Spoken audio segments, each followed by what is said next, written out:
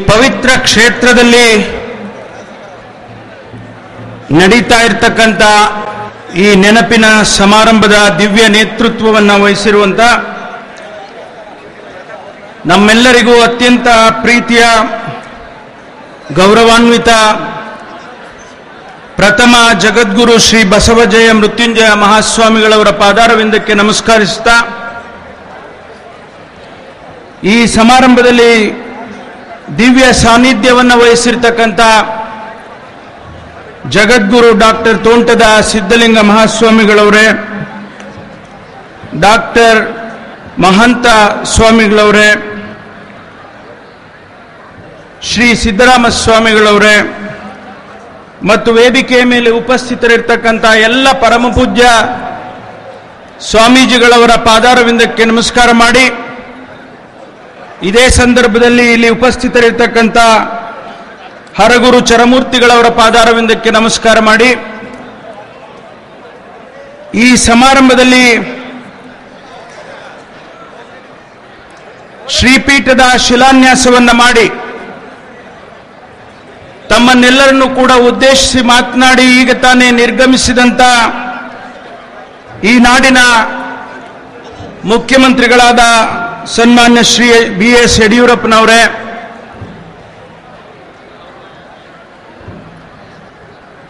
ಮಾನ್ಯ ಮುಖ್ಯಮಂತ್ರಿಗಳ ಸಂಸದೀಯ ಕಾರ್ಯದರ್ಶಿಗಳಾಗಿರ್ತಕ್ಕಂಥ ಗೆಳೆಯರಾದ ಸಿ ಪಾಟೀಲ್ರೇ, ಶ್ರೀ ಬಿದನೂರವರೇ, ಶ್ರೀ ಸಿದ್ದನಗೌಡ್ರೆ, ವೇದಿಕೆಯ ಮೇಲೆ ಉಪಸ್ಥಿತರಿರ್ತಕ್ಕಂಥ ಎಲ್ಲ ಶಾಸಕ ಸ್ನೇಹಿತರೆ, ಮಾಜಿ ಶಾಸಕರು, ಮಾಜಿ ಸಂಸದರು ಮತ್ತು ಎಲ್ಲ ಜನಪ್ರತಿನಿಧಿಗಳೇ, ಈ ಸಮಾರಂಭದಲ್ಲಿ ಮುಖ್ಯ ಜವಾಬ್ದಾರಿಯನ್ನು ಹೊತ್ತಂತ ಡಾಕ್ಟರ್ ವಿಜಯಾನಂದ ಕಾಶ್ಯಪ್ಪನವರೇ ಹಾಗೂ ಶ್ರೀ ರಾಜಶೇಖರ್ ಮೆಣಸಿನಕಾಯಿ ಅವರೇ, ಶ್ರೀಮತಿ ಪ್ರೇಮಾ ಪಾಟೀಲ್ರೇ ಮತ್ತು ಎಲ್ಲ ಆತ್ಮೀಯ ಗೆಳೆಯರೇ, ಇಲ್ಲಿಗೆ ಆಗಮಿಸಿರ್ತಕ್ಕಂಥ ಎಲ್ಲ ಭಕ್ತ ಮಹಾಶಯರೇ, ಲಿಂಗಾಯತ ಪಂಚಮಶಾಲಿಯ ಸಮುದಾಯದ ಎಲ್ಲ ನನ್ನ ಆತ್ಮೀಯ ಅಣ್ಣ ತಮ್ಮಂದ್ರೆ, ಅಕ್ಕ ತಂಗಿಯರೇ, ಮಾಧ್ಯಮದ ಸ್ನೇಹಿತರೆ, ಪ್ರಪ್ರಥಮವಾಗಿ ಗೆಳೆಯರಾಗಿರ್ತಕ್ಕಂಥ ರಾಜಶೇಖರ್ ಮತ್ತು ವಿಜಯಾನಂದ್ ಅವರಿಗೆ ಹಾಗೂ ಪರಮ ಪೂಜ್ಯ ಮೃತ್ಯುಂಜಯ ಮಹಾಸ್ವಾಮಿಗಳವರಿಗೆ ನನ್ನ ಕೃತಜ್ಞತೆಯನ್ನು ಸಲ್ಲಿಸ್ತೇನೆ. ಈ ಐತಿಹಾಸಿಕ ಸಮಾರಂಭದಲ್ಲಿ ನನಗೂ ಕೂಡ 4 ಮಾತನ್ನ ಆಡೋದಕ್ಕೆ ಅವಕಾಶ ಮಾಡಿಕೊಟ್ಟಿದ್ದಕ್ಕಾಗಿ ಅವರಿಗೆ ನನ್ನ ಹೃತ್ಪೂರ್ವಕವಾದ ನಮನಗಳನ್ನು ಈ ಸಂದರ್ಭದಲ್ಲಿ ಸಲ್ಲಿಸೋದಕ್ಕೆ ಇಷ್ಟಪಡ್ತೇನೆ. ಮಾತುಗಳನ್ನು ಆರಂಭ ಮಾಡೋದಕ್ಕೆ ಮುಂಚೆ ಈ ದೇಶದ ಇತಿಹಾಸದಲ್ಲಿ ಹೊಸ ಅಧ್ಯಾಯವನ್ನು ಬರೆದು ಸಾಮಾಜಿಕ ಕ್ರಾಂತಿಯನ್ನ ಮಾಡಿ ಹೊಸ ಯುಗದ ರಚನೆಯನ್ನ ಮಾಡಿ ಆದರ್ಶ ಪ್ರಿಯರಾಗಿ ನಮ್ಮನ್ನ ಅಗಲಿ ಹೋಗಿರ್ತಕ್ಕಂಥ ಬಸವಣ್ಣನವರಿಗೆ ನನ್ನ ನಮನಗಳನ್ನು ಈ ಸಂದರ್ಭದಲ್ಲಿ ಸಲ್ಲಿಸೋದು ನನ್ನ ಭಾಗ್ಯ, ನನ್ನ ಕರ್ತವ್ಯ ಅಂತ ಹೇಳಿ ನಾನು ಭಾವಿಸ್ಕೊಳ್ತೇನೆ. ಸ್ನೇಹಿತರೆ, ಇವತ್ತು ಈ ಸಮಾರಂಭ 2 ದೃಷ್ಟಿಯಿಂದ ಆಗ್ತಾ ಇದೆ ಅಂತ ಹೇಳಿ ನನ್ನ ಅನಿಸಿಕೆ. ಒಂದು, ಧಾರ್ಮಿಕ ಹಿನ್ನೆಲೆಯಲ್ಲಿ ಏನು ಬಸವಣ್ಣನವರು ಹಾಕಿಕೊಟ್ಟಂತ ಆದರ್ಶಗಳನ್ನ ನೆನಪಿಸಿಕೊಳ್ಳುವಂತ ಕಾರ್ಯಕ್ರಮ. ಎರಡನೆಯದು, ಈ ದೇಶದ ಜನರಿಗೆ ಅನ್ನವನ್ನು ಕೊಟ್ಟಂತ ಪಂಚಮಶಾಲಿ ಸಮುದಾಯ ಆಧುನಿಕ ಜಗತ್ತಿನಲ್ಲಿ ತನ್ನನ್ನು ತಾನು ಇವತ್ತು ಯಾವ ರೀತಿ ಮುಂದುವರಿಸಿಕೊಂಡು ಹೋಗಬೇಕು ಅನ್ನುವಂಥ ವಿಶ್ಲೇಷಣೆಯನ್ನ ಮಾಡಬೇಕಾಗ್ತದೆ ಅನ್ನುವಂಥ ರೀತಿಯಲ್ಲಿ ಈ 2 ಉದ್ದೇಶದಿಂದ ಈ ಸಮಾರಂಭ ಏರ್ಪಾಟಾಗಿದೆ ಅಂತ ಹೇಳಿ ನಾನಾದರೂ ಕೂಡ ಭಾವಿಸ್ಕೊಳ್ತೇನೆ. ಅಣ್ಣ ಬಸವಣ್ಣನವರು ಒಂದು ಅತಿ ದೊಡ್ಡ ಕನಸನ್ನ ಕಂಡಿದ್ರು. ಹುಟ್ಟು ಬ್ರಾಹ್ಮಣನಾಗಿ ವೈದಿಕ ಧರ್ಮದ ವಿರೋಧ ನಿಂತು ಸಮಾಜದ ನ್ಯೂನತೆಯನ್ನ ಕೈಗೆತ್ತಿಕೊಂಡು ಮಾನವನಾಗಿ ಬಾಳಬೇಕು, ಮಾನವನ ಮಧ್ಯೆ ಕಂದಕ ಇರಬಾರದು, ನಾವೆಲ್ಲರೂ ಒಂದೇ, ಮನುಷ್ಯರಾಗಿ ಹುಟ್ಟಿದ್ದೇವೆ, ಮನುಷ್ಯರಾಗಿ ಬಾಳೋಣ, ಮನುಷ್ಯರಾಗಿ ಸಾಯೋಣ ಅನ್ನುವಂಥ ಮಾತಿನ ಅರ್ಥವನ್ನ ತಿಳಿದು ಅದನ್ನ ಇಡೀ ಪ್ರಪಂಚಕ್ಕೆ ಸಾರುವ ಮೂಲಕ ವೇದ ಪುರಾಣಗಳ ಹಿಂದೆ ಅದಕ್ಕೂ ಮುಂಚೆ ಇದ್ದಂಥ ಶೈವ ಧರ್ಮವನ್ನ ಕೈಗೆತ್ತಿಕೊಂಡು ಅದಕ್ಕೆ ಆ ವೀರಶೈವ ಮತದ ಸೋಂಕನ್ನ ಇಡಿಸಿ ಇಡೀ ಜಗತ್ತಿಗೆ ವೀರಶೈವ ಮತವನ್ನ ಕೊಟ್ಟು ಧರ್ಮವನ್ನ ಕೊಟ್ಟು ಇದು ಒಂದು ಹೊಸ ರೂಪ. ಈ ಹೊಸ ರೂಪದಲ್ಲಿ ಯಾರಿಗೂ ವ್ಯತ್ಯಾಸ ಇಲ್ಲ, ನೀನು ಮೇಲು ನೀನು ಕೀಳು ಅನ್ನುವ ಭಾವನೆ ಇಲ್ಲ, ನಾವೆಲ್ಲ ಒಂದೇ ಅನ್ನುವ ರೀತಿಯಲ್ಲಿ ಇಡೀ ಜಗತ್ತಿಗೆ ಸಾರಿ ದೇವರನ್ನ ಪೂಜಿಸುವಂತ ಪ್ರಯತ್ನದಲ್ಲಿ ಮೂಢನಂಬಿಕೆಗಳಿರಬಾರದು, ಬೇರೆ ಬೇರೆ ರೀತಿಯಲ್ಲಿ ವ್ಯಾಖ್ಯಾನಗಳಿರಬಾರದು. ಅವೆಲ್ಲವನ್ನೂ ತ್ಯಜಿಸಿ ಸಾಧಾರಣವಾಗಿ ನಾವು ದೇವರ ಹತ್ತಿರ ಹೋಗುವಂತ ಪ್ರಯತ್ನ ಮಾಡಬೇಕು ಅನ್ನುವಂಥ ಎರಡು ಪ್ರಾಮುಖ್ಯವಾದ ಉದ್ದೇಶಗಳನ್ನ ಇಟ್ಟುಕೊಂಡಿದ್ದಂಥ ಅಣ್ಣ ಬಸವಣ್ಣನವರ ತತ್ವ ಸಿದ್ಧಾಂತ ಇವತ್ತಿಗೂ ಕೂಡ ಪ್ರಸ್ತುತ ಅನ್ನುವಂಥ ಮಾತನ್ನು ನಾನು ಈ ಸಂದರ್ಭದಲ್ಲಿ ಹೇಳೋದಕ್ಕೆ ಇಷ್ಟಪಡ್ತೇನೆ. ಸ್ನೇಹಿತರೆ, ಇಂಗ್ಲಿಷ್ನವರು ಅಣ್ಣ ಬಸವಣ್ಣನವರ ವಚನವನ್ನು ಟ್ರಾನ್ಸ್ಲೇಟ್ ಮಾಡಿದ್ದಾರೆ. ಅವರಿಗೆ ಅಣ್ಣ ಬಸವಣ್ಣನವರ ತತ್ವ ಎಷ್ಟರ ಮಟ್ಟಿಗೆ ಇಡಿಸಿದೆ ಅಂತ ಹೇಳಿದ್ರೆ ಅದನ್ನು ಅವರ ಭಾಷೆಯಲ್ಲಿ ಹೇಳಿಕೊಳ್ಳೋ ರೀತಿಯಲ್ಲಿ the power of knowledge destroys ignorance, the power of light dissipates darkness, the power of truth is for of all untruth, the Sharanas experience of God is the soul cure of worldliness. ಅಣ್ಣ ಹೇಳಿದ್ದೇನು? ಜ್ಞಾನದ ಬಲದಿಂದ ಜ್ಞಾನದ ಕೇಡು ನೋಡಯ್ಯ, ಜ್ಯೋತಿಯ ಬಲದಿಂದ ಅಂಧಕಾರದ ಕೇಡು ನೋಡಯ್ಯ, ಸತ್ಯದ ಬಲದಿಂದ ಅಸತ್ಯದ ಕೇಡು ನೋಡಯ್ಯ, ಕೂಡಲ ಸಂಗನ ಶರಣ ಬಲದಿಂದ ಆತ್ಮನ ಅಹಂಕಾರದ ಕೇಡು ನೋಡಯ್ಯ. ಅಂದ್ರೆ ಇವತ್ತು ಈ ಪ್ರಸ್ತುತ ಸಮಾಜದಲ್ಲಿ ನಮಗೇನು ಬೇಕಾಗಿದೆ? ಇಂಗ್ಲಿಷ್ನವರು ಹೇಳ್ಕೊಂಡಿದ್ದಾರೆ ಎನ್ನುವಂತ ಮಾತನ್ನ ನಾನು ಪ್ರಸ್ತಾಪ ಮಾಡಿದ ಉದ್ದೇಶ ಏನು ಅಂದ್ರೆ, ಇವತ್ತು ಪ್ರಸ್ತುತ ಸಮಾಜದಲ್ಲಿ 21ನೆಯ ಶತಮಾನಕ್ಕೆ ಕಾಲಿಟ್ಟಿದ್ದೇವೆ. 21ನೆಯ ಶತಮಾನದಲ್ಲಿ ಬೇಕಾಗಿರೋದು ಏನಪ್ಪಾ ಅಂದ್ರೆ ದಿ ಪವರ್ ಆಫ್ ನಾಲೆಡ್ಜ್. ಆ ಜ್ಞಾನ ಬೇಕು ನಮಗೆ. ಆ ಜ್ಞಾನ ನಮಗೆ ಸಿಕ್ಕಿದಾಗ, ಅಜ್ಞಾನದ ಕತ್ತಲನ್ನು ನಾವು ಓಡಿಸುವಂತೆ ಆಗುವಾಗ ಬಹುಶಃ ಅಣ್ಣ ಕಂಡಂತ ಕನಸು ಅತಿ ದೊಡ್ಡ ಕನಸು, ಪ್ರಪಂಚದಲ್ಲಿ ಎಲ್ಲರೂ ಸಮಾನರು,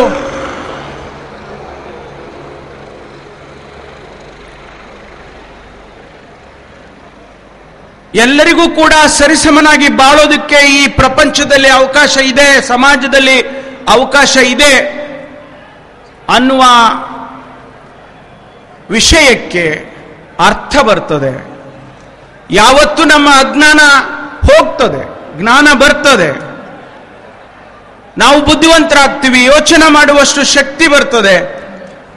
ಅದನ್ನ ನಾವು ಇವತ್ತಿನ ದಿವಸ ಕಲ್ತ್ಕೊಳ್ಬೇಕು. ಅದಕ್ಕಾಗಿ ನನಗನ್ನಿಸ್ತದೆ ಡಾಕ್ಟರ್ ತೋಂಟದ ಮಹಾಸ್ವಾಮಿಗಳು ಹೇಳಿದ್ದು ಸತ್ಯ. ನಾವು ವಿದ್ಯಾವಂತರಾಗಬೇಕು. ಜ್ಞಾನ ನಮ್ಮಲ್ಲಿ ಮನೆ ಮಾಡಬೇಕು, ಆಗ ನಮಗೆ ಪ್ರಜ್ಞೆ ಬರ್ತದೆ ಎನ್ನುವಂತ ಮಾತನ್ನ ಡಾಕ್ಟರ್ ತೋಂಟದ ಸಿದ್ಧಲಿಂಗ ಮಹಾಸ್ವಾಮಿಗಳು ಪ್ರಸ್ತಾಪ ಮಾಡಿದರು. ಸ್ನೇಹಿತರೆ, ನಾನು ಹೆಚ್ಚಿಗೆ ಸಮಯವನ್ನು ತೆಗೆದುಕೊಳ್ಳೋದಕ್ಕೆ ಹೋಗೋದಿಲ್ಲ. ಮಾನ್ಯ ಮುಖ್ಯಮಂತ್ರಿಗಳು ಅವರು ಈ ಭಾಷಣದಲ್ಲಿ ಅನೇಕ ವಿಚಾರಗಳನ್ನು ಪ್ರಸ್ತಾಪ ಮಾಡಿದರು. ಅವರಿಗೆ ಈ ರಾಜ್ಯದ ಜವಾಬ್ದಾರಿ ಹೊತ್ತಿದ್ದಾರೆ. ಆ ಜವಾಬ್ದಾರಿಯ ಅರಿವು ಇದೆ ಅಂತ ಹೇಳಿ ನಾನು ಅಂದ್ಕೊಂಡಿದ್ದೇನೆ. ಅವ್ರಿಗೆ ಇನ್ನೊಂದು ಅರಿವು ಇತ್ತು ಅಂತ ನಾನು ಭಾವಿಸ್ಕೊಂಡಿದ್ದೇನೆ. ಯಾಕೆಂದ್ರೆ ನಾವೆಲ್ಲ ವಿರೋಧ ಪಕ್ಷದ ಶಾಸಕರಿದ್ದೇವೆ. ಕೆಲವರು ಈ ವೇದಿಕೆಯನ್ನ ರಾಜಕೀಯಕ್ಕೆ ಬಳಸೋದಿಲ್ಲ ಅಂತ ಹೇಳಿ 4 ಮಾತು ಆಡ್ಬಿಟ್ರು. ಅವರು ಸಂತೋಷ, ಯಾಕೆಂದ್ರೆ ಅವರು ಈ ರಾಜ್ಯದ ಮುಖ್ಯಮಂತ್ರಿಗಳು. ಒಂದು ಮಾತನ್ನ ನಾನು ಈ ಸಂದರ್ಭದಲ್ಲಿ ಅವರಿಗೆ ವೇದಿಕೆ ಮೂಲಕ ಜ್ಞಾಪಿಸೋದಕ್ಕೆ ಇಷ್ಟಪಡ್ತೇನೆ. ಯಾಕೆಂದ್ರೆ ಅವ್ರು ಹೋಗ್ಬಿಟ್ಟಿದ್ದಾರೆ, ನಾವೇನು ಹೇಳಕ್ಕಾಗೋದಿಲ್ಲ. ಈ ದೇಶದಲ್ಲಿ 2 ಲಕ್ಷ ರೈತರು ಕಳೆದ 5 ವರ್ಷದಲ್ಲಿ ಆತ್ಮಹತ್ಯೆ ಮಾಡಿಕೊಂಡಿದ್ದಾರೆ. ಕರ್ನಾಟಕ ರಾಜ್ಯದಲ್ಲಿ 80,000 ಕುಟುಂಬಗಳು ವ್ಯವಸಾಯವನ್ನ ಬಿಟ್ಟು ಹೊರಗಡೆ ಹೋಗಿದ್ದಾವೆ. ನನ್ನ ಕರ್ತವ್ಯ ಅಷ್ಟೇ ಅಲ್ಲ, ಸನ್ಮಾನ್ಯ ಯಡಿಯೂರಪ್ಪನವರ ಕರ್ತವ್ಯ ಅಷ್ಟೇ ಅಲ್ಲ, ಯಾವುದೇ ಪ್ರಜ್ಞಾವಂತ ಮಂತ್ರಿ, ಮುಖ್ಯಮಂತ್ರಿ, ಶಾಸಕ ಈ ದೇಶದ, ಈ ಸಮಾಜದ, ಈ ರಾಜ್ಯದ ರೈತನನ್ನ ರಕ್ಷಣೆ ಮಾಡುವಂತ ಕೆಲಸ ಮೊಟ್ಟ ಮೊದಲನೇದು ಅಂತ ಹೇಳಿ ನಾನು ಭಾವಿಸ್ಕೊಳ್ತೇನೆ. ಇವತ್ತು ವಿದ್ಯುತ್ ಶಕ್ತಿ ಸಮಸ್ಯೆ ಮಾತಾಡೋಲ್ಲ ನಾನು. 3% ಬಡ್ಡಿಯನ್ನು ಎಷ್ಟು ಜನಕ್ಕೆ ಕೊಟ್ರಿ ಅಂತ ಮಾತಾಡೋದಿಲ್ಲ ನಾನು. ಹಸಿರು ಕ್ರಾಂತಿಯನ್ನ ನಮ್ಮ ರೈತರು ಈ ದೇಶದಲ್ಲಿ 65ರ ದಶಕದಲ್ಲಿ ಮಾಡಿದ್ರು ಅಂತ ಹೇಳಕ್ ಹೋಗೋದಿಲ್ಲ ನಾನು. ಸ್ವಾಮಿ, ನಾನು ಪ್ರಾಥಮಿಕ ಮಾಧ್ಯಮಿಕ ಶಾಲೆಯಲ್ಲಿ ಓದ್ತಾ ಇರುವಾಗ ನಮ್ಮೂರಲ್ಲಿ ಹಳ್ಳಿಯಲ್ಲಿ ಅಮೆರಿಕದಿಂದ ಬಂದಂತ ಉಪ್ಪಿಟ್ಟನ್ನ ತಿಂದು ಮಧ್ಯಾಹ್ನದಲ್ಲಿ ನಾನು ವ್ಯಾಸಂಗ ಮಾಡಿದವನು. ಅದನ್ನ ನಮ್ಮ ರೈತ, ಈ ದೇಶದ ರೈತ, ಬಡ ರೈತ 60ರ ದಶಕದಲ್ಲಿ ಹಸಿರು ಕ್ರಾಂತಿಯನ್ನ ಮಾಡಿದ. ಅದನ್ನ ಏನು ಅಮೆರಿಕದಂದು ತಂದು ಕೊಡ್ತಾ ಇದ್ದಂತ ಉಪ್ಪಿಟ್ಟನ್ನ ತಿನ್ನೋದನ್ನ ನಿಲ್ಲಿಸಿ ನಾವು ನಿಮಗೆ ಅನ್ನ ಕೊಡ್ತೀವಿ ಅಂತ ಹೇಳುವಂತ ಮಟ್ಟಕ್ಕೆ ನಮ್ಮ ರೈತ ಬಂದ. 1,20,000 ಮೆಟ್ರಿಕ್ ಟನ್ ಆಹಾರವನ್ನು ಉತ್ಪಾದನೆ ಮಾಡುವಂತಹ ಸಾಮರ್ಥ್ಯಕ್ಕೆ ನಮ್ಮ ರೈತ ಬಂದ. ಇದು ನಮ್ಮ ರೈತನ ಕೊಡುಗೆ. ನಾವು ಆಕಸ್ಮಿಕವಾಗಿ ಅಧಿಕಾರಕ್ಕೆ ಬಂದಿದ್ದೇವೆ, ನಾವು ಆಕಸ್ಮಿಕವಾಗಿ ಜವಾಬ್ದಾರಿ ಹೊತ್ತಿದ್ದೇವೆ. ನಮ್ಮ ಕರ್ತವ್ಯ ಅವನನ್ನ ಸರಿಯಾದ ದಾರಿಗೆ ತೆಗೆದುಕೊಂಡು ಹೋಗಬೇಕು, ಅವನ ಕಷ್ಟವನ್ನ ದೂರ ಮಾಡಬೇಕು ಅನ್ನೋದಷ್ಟೇ ನಮ್ಮ ಕೆಲಸ. ಅದನ್ನ ಸನ್ಮಾನ್ಯ ಯಡಿಯೂರಪ್ಪನವರು ಮಾಡ್ತಾರೆ ಸರಿಯಾಗಿ. ಬರುವಂತ ಬಡ್ಜೆಟ್ನಲ್ಲಿ ಅವರು ಏನು ಹೇಳೋದಿಲ್ಲ, ನಾನು ಮಾಡ್ತೀನಿ ಅಂತಕ್ಕಂಥ ಮಾತು ಹೇಳಿದ್ದಾರೆ. ಸಂತೋಷ. ಅವರು ಮಾಡಿದ್ದೆ ಆದ್ರೆ, ಈ ರೈತನಿಗೆ ಸಹಾಯ ಹಸ್ತವನ್ನ ಕೊಟ್ಟಿದ್ದೆ ಆದ್ರೆ ನಾವು ವಿರೋಧ ಪಕ್ಷದವರು ಸಹಕಾರ ಕೊಡ್ತೀವಿ. ಅವ್ರಿಗೇನು ನಾವು ವಿರೋಧ ಮಾಡೋದಿಲ್ಲ. ನಮಗೂ ಬೇಕಾಗಿರೋದು ಅದೇ, ನಮ್ಮ ಕೆಲಸನೂ ಅದೇ. ಅದಕ್ಕಾಗಿ ನಾನು ಒಂದು ಮಾತನ್ನ ಈ ಸಂದರ್ಭದಲ್ಲಿ ಹೇಳಿ ನನ್ನ ಮಾತುಗಳನ್ನು ಮುಗಿಸ್ತೇನೆ. ಮಹಾಸ್ವಾಮಿಗಳವರು ಹೇಳಿದ್ರು, ನಮ್ಮ ತೋಂಟದ ಸಿದ್ಧಲಿಂಗ ಮಹಾಸ್ವಾಮಿಗಳವರು ಹೇಳಿದ್ರು, ಅಣ್ಣ ಬಸವಣ್ಣನ ತತ್ವ ಇಡೀ ಪ್ರಪಂಚಕ್ಕೆ ಹೋಗಬೇಕು. ಆಂಧ್ರ, ಕರ್ನಾಟಕ, ಮಹಾರಾಷ್ಟ್ರದ ಕೆಲವು ಭಾಗಗಳನ್ನು ಬಿಟ್ಟು ಮುಂದಕ್ಕೆ ಹೋಗಲಿಲ್ಲ ಅನ್ನುವಂಥ ಮಾತನ್ನು ಹೇಳಿದರು. ಇವತ್ತು ನಮ್ಮ ಪಾರ್ಲಿಮೆಂಟ್ನಲ್ಲಿ ಬಸವಣ್ಣನವರ ಮೂರ್ತಿಯನ್ನ ಅಲ್ಲಿ ಇಡೋದ್ರ ಮೂಲಕ ಡಾಕ್ಟರ್ ಮನಮೋಹನ್ ಸಿಂಗ್ ಅವರು ಇಡೀ ಪ್ರಪಂಚಕ್ಕೆ, ಇಡೀ ದೇಶಕ್ಕೆ ಬಸವಣ್ಣನವರ ತತ್ವವನ್ನ ನೀವು ತೆಗೆದುಕೊಂಡು ಹೋಗಬೇಕು. ಬಹುಶಃ ಇತಿಹಾಸದಲ್ಲಿ ಅಂತಹ ತತ್ವಗಳು ಒಬ್ಬ ಸಾಮಾನ್ಯ ಮನುಷ್ಯನಿಗೆ ಅರ್ಥ ಆಗುವಂತಹ ತತ್ವಗಳನ್ನ ನಮ್ಮಲ್ಲಿ ಅನೇಕ ಜನ ದಾರ್ಶನಿಕರು ಹುಟ್ಟಿದ್ದಾರೆ, ಅನೇಕ ಜನ ಮಹಾಪುರುಷರು ಹುಟ್ಟಿದ್ದಾರೆ. ಶಂಕರಾಚಾರ್ಯರಿಂದ ಹಿಡಿದು, ಮಾಧ್ವಾಚಾರ್ಯರಿಂದ ಹಿಡಿದು ಎಲ್ಲ ಸಮುದಾಯಕ್ಕೆ ಸೇರಿದಂತ ಮಹಾಪುರುಷರು ಅನೇಕ ಆದರ್ಶಗಳನ್ನು ಬಿಟ್ಟು ಹೋಗಿದ್ದಾರೆ. ಆದರೆ ಸರಳವಾಗಿ ಸಮಾಜದ ನೋವನ್ನ, ಸಮಾಜದ ಸಮಸ್ಯೆಯನ್ನ, ನ್ಯೂನತೆಯನ್ನ ಅರ್ಥ ಮಾಡಿಕೊಂಡು ಅವರಿಗೆ ತಿಳಿ ಹೇಳಿದಂತ ನಿದರ್ಶನ ಕೇವಲ ಅಣ್ಣ ಬಸವಣ್ಣನವರಿಂದ ಆಗಿದೆ ಅಂತೇಳಿ ನಾನು ಅಂದುಕೊಳ್ತೇನೆ. ಸ್ನೇಹಿತರೆ, ಇವತ್ತು ಆ ತತ್ವ ಸಿದ್ಧಾಂತಗಳನ್ನ ಯಾರು ತಾವೆಲ್ಲ ಪಂಚಮಶಾಲಿಗಳು, ಲಿಂಗಾಯತ ಪಂಚಮಶಾಲಿಗಳು ಅಂತ ಹೇಳಿ ಇವತ್ತೇನು ತಾವು ಕರ್ಕೊಳ್ತೀರಿ, ನಿಮ್ಮ ಉದ್ದೇಶ ಅಣ್ಣ ಬಸವಣ್ಣನದು ಆಗಿರ್ಬೇಕು. ಸ್ವಾಮೀಜಿಯವರು ಹೇಳಿದ್ರು, ನಮ್ಮಲ್ಲಿ ವರ್ಗೀಕರಣ ಆಗೋದಕ್ಕೆ ಬೇಡ, ನಾವೆಲ್ಲರೂ ಅಣ್ಣ ತಮ್ಮರಿಂತರತೆ ಹೋಗೋಣ, ಆದರೆ ನಮ್ಮನ್ನ ನಾವು ಗುರುತಿಸಿಕೊಳ್ಳೋಣ ಅನ್ನುವಂಥ ಮಾತನ್ನು ಹೇಳಿದ್ರು. ನಿಜಕ್ಕೂ ಕೂಡ ಆ ಕೆಲಸ ಇವತ್ತು ಆಗಬೇಕು.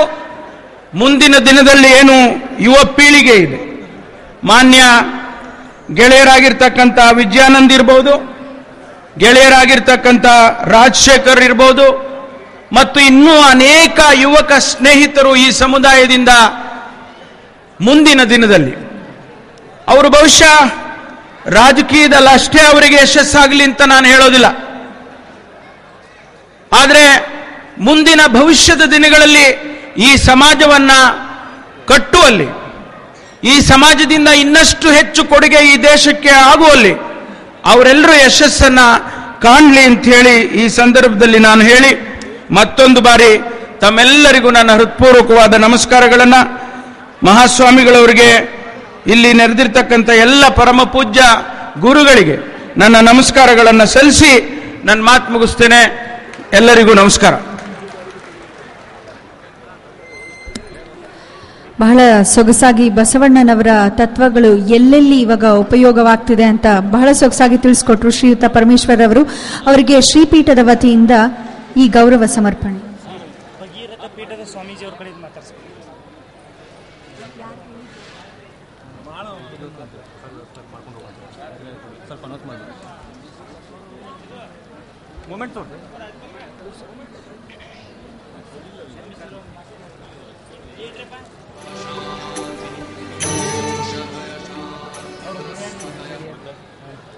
ದಯವಿಟ್ಟು ವೇದಿಕೆ ಮೇಲೆ ಇರುವಂತಹ ಎಲ್ಲ ಗಣ್ಯಮಾನ್ಯರಿಗೆ ಪ್ರಾಧಿಕಾರದ ಆಫೀಸ್ ಮೇಲೆ ಪ್ರಸಾದ ವ್ಯವಸ್ಥೆಯನ್ನು ಮಾಡಲಾಗಿದೆ. ಅದಕ್ಕೆ ದಯವಿಟ್ಟು ಎಲ್ಲರೂ ಪ್ರಸಾದವನ್ನು ತೆಗೆದುಕೊಂಡು ಹೋಗಬೇಕು. ಅದೇ ತರನಾಗಿ ಎಲ್ಲರೂ ದಯವಿಟ್ಟು ಮಾಲಾರ್ಪಣೆಯನ್ನು ಯಾರೇ ಮಾಡೋರಿದ್ರು, ಪೂಜ್ಯರಿಗೆ ಬರೋರಿದ್ರು, ಕಾರ್ಯಕ್ರಮ ಮುಗಿದ ನಂತರ ತಮಗೇ ಆದ ಒಂದು ತಾಸು ಪೂಜ್ಯರನ್ನು ಕೂಡಿಸಿ ತಮಗೆ ಅವಕಾಶವನ್ನು ಮಾಡಿಕೊಡ್ತೀವಿ. ದಯವಿಟ್ಟು ಯಾರೂ ಮಧ್ಯೆ ಬಂದು ಕಾರ್ಯಕ್ರಮವನ್ನು ತಡೆ ಮಾಡಬಾರ್ದು ಅನ್ನೋ ಮಾತನ್ನ ವಿನಂತಿಯನ್ನು ಮಾಡಿಕೊಂಡು, ನಮ್ಮ ಜಿಲ್ಲಾ ಪಂಚಾಯಿತಿ ಉಪಾಧ್ಯಕ್ಷರಾದಂಥ ಹನುಮಂತ್ ಮಾವಿನ ಮರದವರು ವೇದಿಕೆ ಮೇಲೆ ಬರಬೇಕು ಅಂತ ಹೇಳಿ ಎಲ್ಲರ ಪರವಾಗಿ ಕೇಳಿಕೊಂಡು, ಮತ್ತು ವಿಶೇಷವಾಗಿ ಈ ಕಾರ್ಯಕ್ರಮ ಆಗಮಿಸಿರುವಂಥ ನಮ್ಮ ಮಾಜಿ ಶಾಸಕರಾದಂಥ ಸನ್ಮಾನ್ಯ ಶ್ರೀ ಎಸ್ ಜಿ ನಂಜನಮಠ ಅವರಿಗೂ ಕೂಡ ಈ ಸಂದರ್ಭದಲ್ಲಿ ತಮ್ಮೆಲ್ಲರ ಪರವಾಗಿ ಸ್ವಾಗತವನ್ನು ಕೋರುತ್ತೇನೆ. ಧನ್ಯವಾದಗಳು.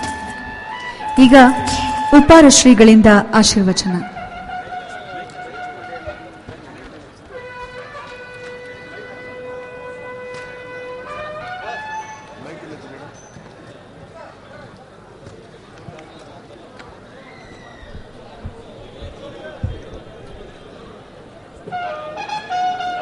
ಓಂ ಶ್ರೀ ಗುರುಭ್ಯೋ ನಮಃ.